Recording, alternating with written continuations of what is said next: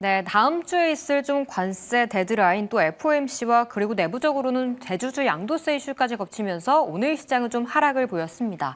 그렇다면 증권가분들은 오늘 장을 어떻게 봤고 내일은 어떻게 전망하는지 좀 들어보는 시간 갖도록 할 텐데요. 라스트 콜 시작하겠습니다. 네, 오늘은 상상인증권 투자전략팀 팀장 신월 팀장 전화 연결돼 있습니다. 안녕하세요, 팀장님.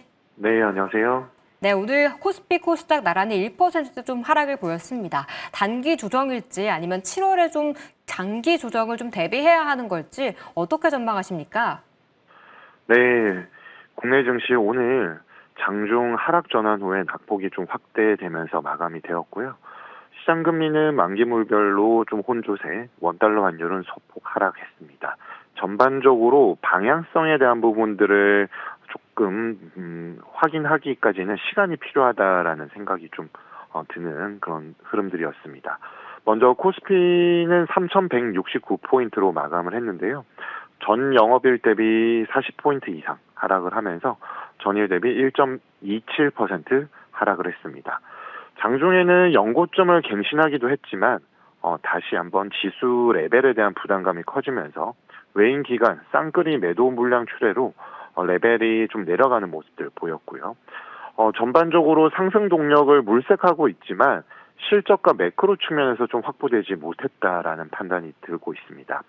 불확실성에 대한 부분들이 좀 줄어드는 것이 어려울 경우에는 매도세가 강화되는 패턴이 반복적으로 지금 나타나고 있는데 아무래도 정책발 모멘텀에 대한 부분들 이상으로 좀 끌어줄 수 있는 재료들을 좀 찾을 필요가 있다라고 보여지고 오늘 외국인 기관 각각 1,600억, 4,100억 원 이상 매도를 했습니다. 개인은 5,100억 원 정도 순 매수를 했는데요. 두산 에너빌리티가 오늘 큰 폭 하락했지만 개인 투자자들은 이 종목에 매수세가 좀 집중이 되는 모습도 보였습니다.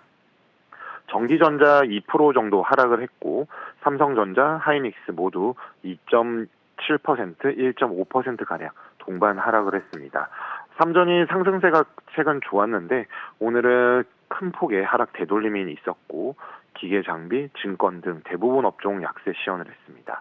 LG유플러스는 자사주 소각 1천억 원 결정을 하면서 장중 52주 신고가 기록을 했는데요. 대부분 업종에서 좀 좋지 않은 흐름이었지만 통신업종 강세장을 견인하는 하루였습니다. 네, 오늘 같은 경우에는 지수에 대한 부담으로 좀 시장이 쉬어갔다라고 말씀을 해주셨어요. 근데 오늘 아까 방금 속보도 그렇고 이제 다음 주에 미중 무역 회담이 좀 열릴 것이란 내용이 들려왔는데 이게 국내 증시에는 좀 어떤 영향을 미칠지 내일장 어떻게 전망하십니까? 네, 국내와 해외 재료를 좀 구분해서 볼 필요가 있겠습니다. 국내 이슈에 대한 부분에 크게 기인을 하면서 지수가 3,100을 넘어서 3,200, 그리고 지금 최근에 조정을 받고는 있습니다만은 3,100선을 굳건히 좀 지키고 있는데요. 여기서 더 치고 가기 위해선 국내에서 이끌었던 정책 재료를 넘는 실적 매크로 불확실성 개선, 그리고 추가적인 시장 친화적 대내외 환경이 좀 필요하다라고 판단하고 있습니다. 먼저 상법 개정안 통과 이후에 정책발 상승 모멘텀 좀 둔화되는 모습을 보이고 있고요.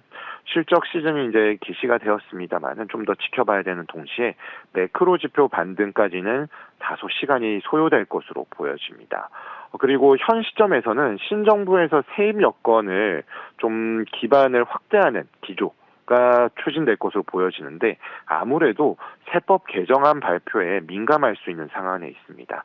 거기에 이제 법인세 인상과 증권거래세 인하분을 정상화시키는 등의 방안이 포함될 예정이라고 알려져 있기 때문에 금융시장에 있어서는 다소 좀 불편할 수 있는 재료가 확인되고 있습니다. 그리고 지금도 속보가 계속 전해지고 있는데요. 파월 연준 의장의 발언이 있었고요.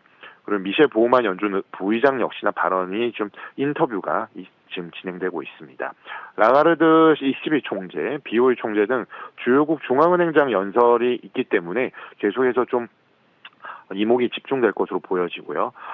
그리고 베센트 재무장관의 발언 역시나 함께 지금 전해지고 있는데, 지금 뭐 당장은 파월 연준 의장이 사임할 필요가 없다. 그리고 다음 주부터 미중 무역 협상이 유럽에서 이루어질 것이다. 그리고 8월 1일까지 지금 유예한 주요국들에 대한 부분들은 속도보다 질이 중요하다라고 하면서 협상국에 대한 압박을 강화하는 동시에 미중 무역 분쟁에 대한 부분들은 그래도 유연하게 좀 더 상황이 전개될 수 있다라는 점을 시사하고 있습니다만은 다방면으로 워낙 전선이 넓기 때문에 어느 한 재료가 아주 긍정적이다라고 좀 판단하기는 다소 어렵겠습니다. 전반적으로 국내 증시에 있어서는 주요 동맹국에 대한 압박 전술 전략이 나올 수 있기 때문에 다소 좀 민감하게 반응할 가능성이 높은 점을 좀 주목해야 된다라고 판단하고 있습니다.